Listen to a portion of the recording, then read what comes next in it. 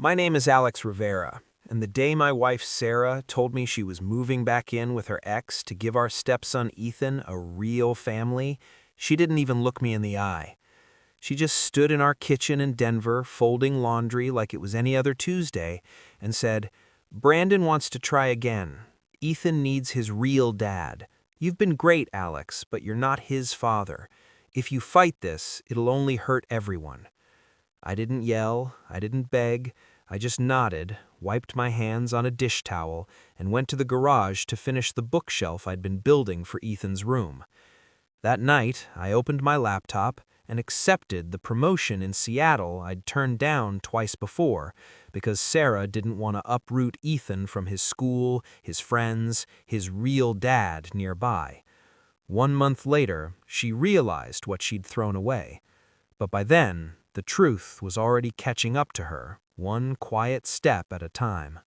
It didn't start with the ultimatum. It started years earlier, on a rainy afternoon in Colorado Springs when I met a scared 6-year-old boy clutching a stuffed dinosaur and a woman who looked like she hadn't slept in weeks. I was 28, working as a project manager for a construction firm, living in a one-bedroom apartment with more tools than furniture. Sarah was 26, a nurse at the Children's Hospital, recently separated from Brandon, Ethan's biological father, who'd walked out when Ethan was 2, saying he wasn't ready for the responsibility. He sent sporadic birthday cards and the occasional child support check when the state garnished his wages, but he hadn't seen Ethan in person in over 3 years. Sarah and I met at a coffee shop near the hospital. She was there with Ethan, trying to coax him into eating a muffin while he stared out the window at the rain. I'd spilled my coffee, reaching for napkins, and ended up helping clean up the mess. Ethan looked up at me with those big hazel eyes and said, "You're tall like a dinosaur." Sarah laughed for the first time in months, she told me later. We exchanged numbers. 6 months after that, I moved in. A year later, we married in a small ceremony at a mountain park, with Ethan carrying the rings in a little velvet pouch. From the beginning, I never tried to replace Brandon. I didn't insist Ethan call me Dad. But kids decide these things on their own. By the time he was 8, Alex had become Dad without me ever asking for it. I was the one who coached his soccer team when the volunteer dad bailed. I was the one who sat up all night with him when he had strep throat. I taught him how to ride a bike, how to swing a hammer without smashing his thumb, how to tie a tie for his first school dance. Brandon's name rarely came up except when Sarah got frustrated about missed support payments. I loved that kid like he came from my own blood. More than that, I chose him every single day. Sarah and I built a good life. We bought a modest 3-bedroom house in a quiet Denver suburb with a big backyard for Ethan's tree fort dreams.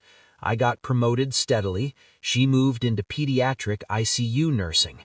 We took family vacations to national parks, went camping every summer, had movie nights with homemade popcorn. For 8 solid years, it felt solid, real. Then Brandon came back. He'd moved to California after leaving, got a job in sales, remarried briefly, divorced again. Suddenly, at 34, he decided he wanted to be a father. He started texting Sarah, first about Ethan's school pictures she'd posted on Facebook, then longer messages about how he regretted everything, how he'd changed. Sarah, who had always carried a quiet ache about Ethan growing up without her bio dad, responded. At first, she told me about the messages. "He just wants updates," she said. I didn't love it, but I trusted her. Then the messages became calls, then coffee meetups to discuss Ethan, then dinners. She started dressing up more, wearing the perfume she'd stopped using years ago. I noticed. I asked. She denied anything romantic. "He's Ethan's father, Alex. We're co-parenting now." Ethan was 14 when Brandon started showing up for school events. Suddenly, there was this stranger in a nice car wanting to take Ethan to basketball games. Ethan was polite but confused. He'd always had me. Brandon bought him expensive sneakers, took him to concerts. Sarah encouraged it. He needs his real dad in his life. That phrase started creeping in more and more. Real dad. I tried talking to Sarah.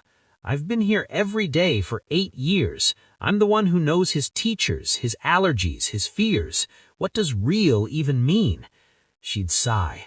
Biology matters, Alex. You knew he wasn't yours when we got married. I did know, but biology hadn't mattered when Ethan cried into my shoulder after nightmares.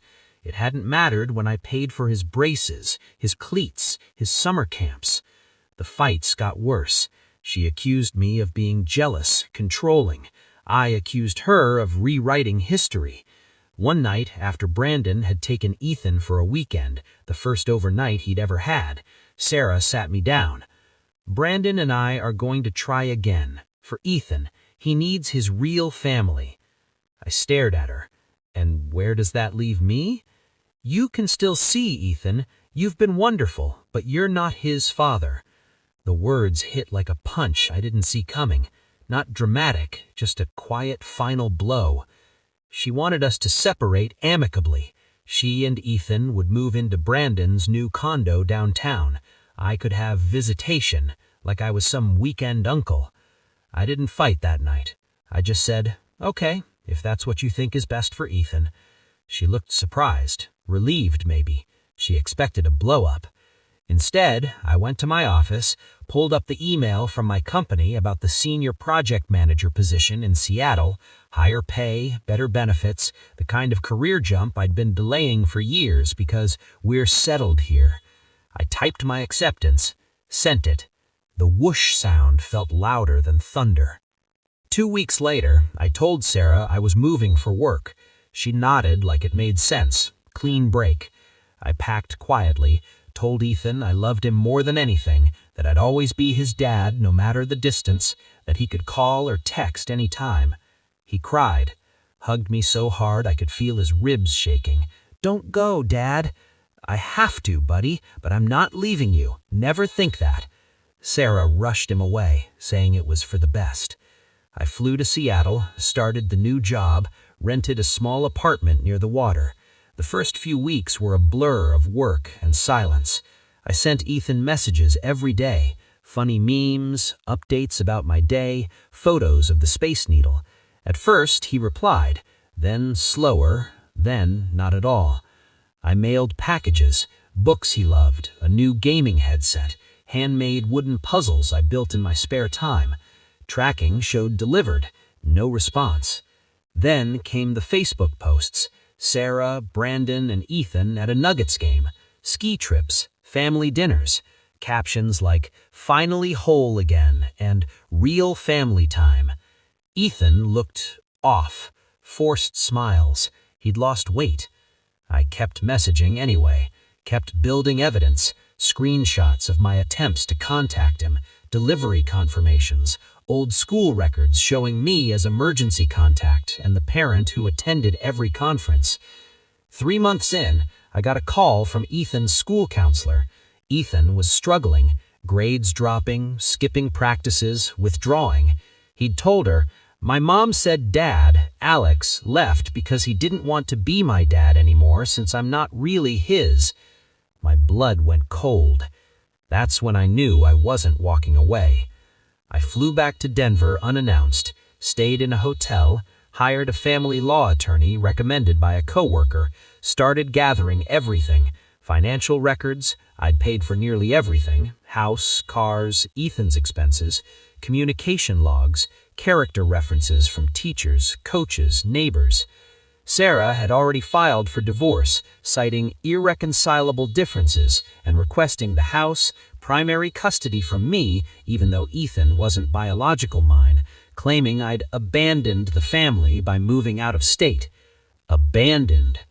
I countered with a request for primary custody based on de facto parent status and best interests of the child, plus evidence of parent alienation. The hearing was 6 months later. Sarah walked in confident, Brandon at her side, expensive lawyer in tow. She wore the necklace I'd given her for our 5th anniversary. I sat calmly with my attorney, a thick binder in front of me.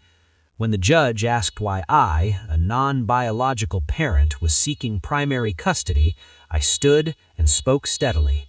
Your Honor, I've been Ethan's father in every way that matters for 9 years.